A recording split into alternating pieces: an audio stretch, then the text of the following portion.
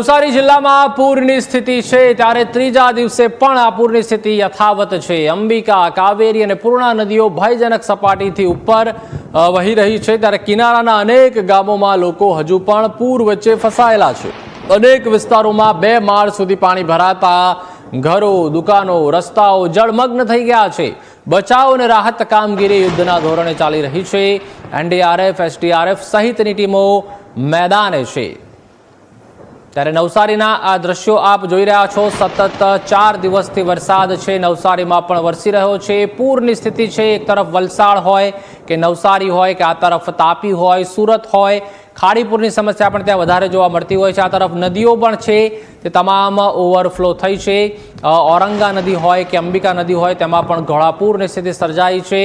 તમામ જે નીચાણવાળા વિસ્તારોમાં મકાનો કે દુકાનો આવેલા છે ત્યાં પણ પાણી ભરાયેલા છે। વધુ માહિતી માટે સંવાદદાતા જીગર આપણી સાથે સતત જોડાયેલા છે। જીગર, જે રીતે 4 દિવસથી છેલ્લા નવસારીમાં વરસાદ વરસી રહ્યો છે, ઓવરઓલ દક્ષિણ ગુજરાતની વાત કરવામાં તો ભારેથી ભારે વરસાદ વરસી રહ્યો છે। ડેપ્યુટી સીએમ સહિતની જે ટીમ છે તે પણ ગઈકાલે દક્ષિણ ગુજરાતના પ્રવાસે આવી ગઈ છે। હાલ શું સ્થિતિ છે? આપ કઈ જગ્યાએ અત્યારે હાજર છો અને હાલ શું અપડેટ, હાલ શું સ્થિતિ?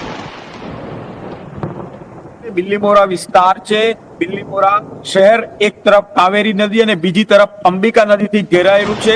છેલ્લા 2 દિવસથી બંને નદીઓ પોતાની ભયજનક સપાટીને વટાવી ચૂકી છે। હાલ 48 કલાક જેટલો સમય થયો છે, છતાં પણ બંને જે નદીઓ છે તે પોતાની ભયજનક સપાટીથી ઉપર વહી રહી છે। અનેક ગામો પાણીમાં ગરકાવ બન્યા છે। શહેર હોય કે ગામડા હોય, 2 માળ સુધીના પાણી ભરાયા છે। લોકો એક ઘરમાં જ છે। થોડા જેટલા શક્ય હોય એટલા લોકોનું રેસ્ક્યુ કરવામાં આવ્યું છે। ગઈ મોડી સાંજે હર્ષ સંઘવીએ જિલ્લાની મુલાકાત લીધી હતી। આજે સીઆરપીએફની 11 જેટલી ટુકડીઓ દક્ષિણ ગુજરાત ખાતે ફાળવવામાં આવી છે। તેમાંથી 2 ટુકડીઓને બિલ્લીમોરા ખાતે ડિપ્લોય કરવામાં આવી છે। સીઆરપીએફ હવે ગામડામાં જશે અને લોકોનું રેસ્ક્યુ કરશે। હજી પણ અનેક લોકો ઘરોમાં ફસાયેલા છે। મોડી રાત સુધી રેસ્ક્યુ ચાલ્યું હતું, પરંતુ અમુક જગ્યાએ પરિસ્થિતિ એવી હતી કે રાત્રિ દરમિયાન બોટો જઈ શકતી નહોતી। લોકો ઘરોમાં ફસાયેલા હતા। હજી પણ જે જળ સપાટી છે તે નીચું થવાનું નામ નથી લેતી। 3 નદીઓ પોતાની ભયજનક સપાટીની ઉપર વહી રહી છે। ખાસ કરીને અંબિકા નદી છેલ્લા 24 કલાકથી તેની 40 ફૂટથી 42 ફૂટની આસપાસ વહી રહી છે, જેને કારણે સૌથી વધારે ખાના ખરાબી નવસારી જિલ્લામાં વર્તાય છે, ખાસ કરીને ગણદેવી તાલુકાના વિસ્તારમાં। રેલ વ્યવહાર ખોરવાયો છે। બિલ્લીમોરા શહેરના રેલવે ટ્રેક ઉપર પાણી આવતા તમે રેલવે અંડરપાસ છે, આ સમગ્ર વિસ્તાર પાણીમાં ગરકાવ બન્યો છે। રેલવે ટ્રેકો પર પણ પાણી છે, જેને કારણે અનેક ટ્રેનો અહીંથી પસાર થઈ શકતી નથી। ગત બપોર પછીની આ બાદ ટ્રેન પસાર નથી થઈ। અનેક સ્ટેશનો પર ટ્રેનોને થંભાવી દેવામાં આવી છે।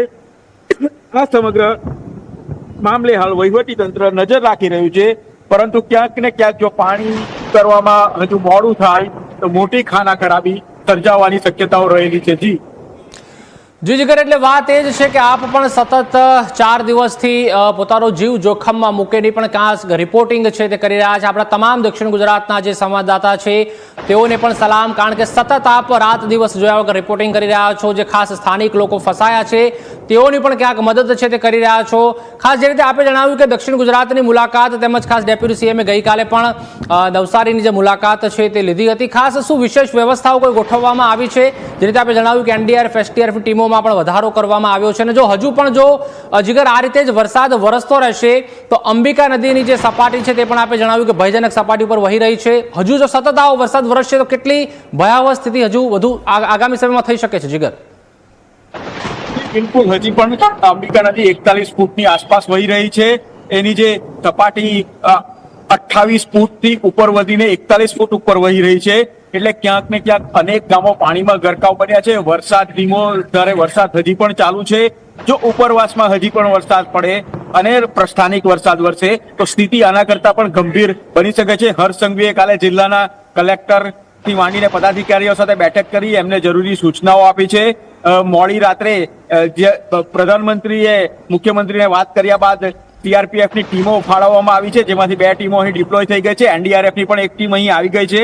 એ હવે રેસ્ક્યુ ઓપરેશન કરશે, પરંતુ ખરેખર જે ગામડા વિસ્તાર છે કે જ્યાં સુધી પહોંચવું અશક્ય છે, કારણ કે લગભગ 10 થી 12 ફૂટ જેટલા રસ્તાઓ ઉપર પાણી છે। ગામોમાં 2 માળ સુધીના પાણી છે, એને લઈને રેસ્ક્યુમાં પણ ક્યાંક ને ક્યાંક પ્રોબ્લેમ આવી રહ્યો છે। અને જે પ્રયત્નો છે જી. વહીવટી તંત્ર પોતાના 100% આપીને પ્રયત્ન કરી રહ્યું છે, પરંતુ ઘણા એવા લોકો છે જી જીગર જ્યાં સુધી પાણી ઓછા ન થાય, લેવલ ઓછું ન થાય ત્યાં સુધી એમના સુધી પહોંચવું મુશ્કેલ છે. જી જી આભાર જીગર સમગ્ર માહિતી સાથે જોડાવા બદલ.